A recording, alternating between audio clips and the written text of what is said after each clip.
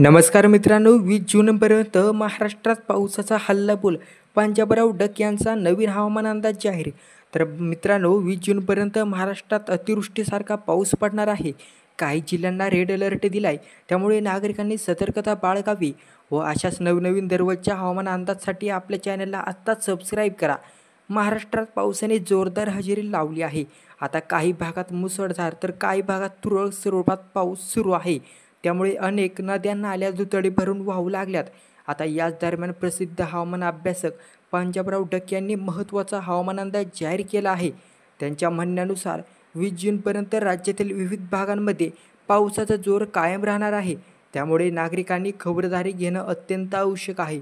तर मित्रांनो, 20 जूनपर्यंत राज्यात रेड अलर्ट काही जिल्ह्यांना देण्यात आला आहे. त्यामुळे नागरिकांनी सतर्कता बाळगायचा इशारा देण्यात आला. 13 ते 15 जून दरम्यान दक्षिण महाराष्ट्र, मराठवाडा, पश्चिम महाराष्ट्र, कोकण या भागामध्ये भारी पाऊस पडण्याची शक्यता आहे. या भागात अतिमुसळधार देखील पाऊस पडू शकतो. याच काळात विदर्भात देखील पावसाची हजेरी लागणार आहे. विशेषतः पूर्व आणि पश्चिम विदर्भात 12 ते 14 जून दरम्यान पावसाचं आगमन होणार आहे. विदर्भात मुसळधार पावसाचा अंदाज वर्तवण्यात आला आहे. या काळात विजांचा कडकडाट आणि वाऱ्यांचा जोर देखील असणार आहे. पंजाब डक यांचा इशारा, काळजी घ्या, झाडाखाली जनावरं बांधू नका. वाऱ्याचा जोर अधिक असल्याने झाडं उन्मळून पडण्याची शक्यता देखील वर्तवण्यात येते. त्यामुळे कोणत्याही परिस्थितीत झाडाखाली जनावरं ठेवू नका, असं पंजाब डक यांनी बजावलं आहे.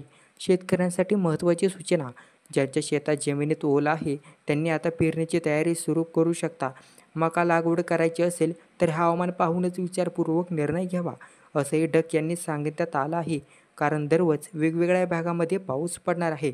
तर मित्रांनो, अशाच नवनवीन माहितीसाठी चॅनलला सबस्क्राईब करा व ही माहिती उपयुक्त वाटली असेल तर मित्रांना शेअर करा. धन्यवाद.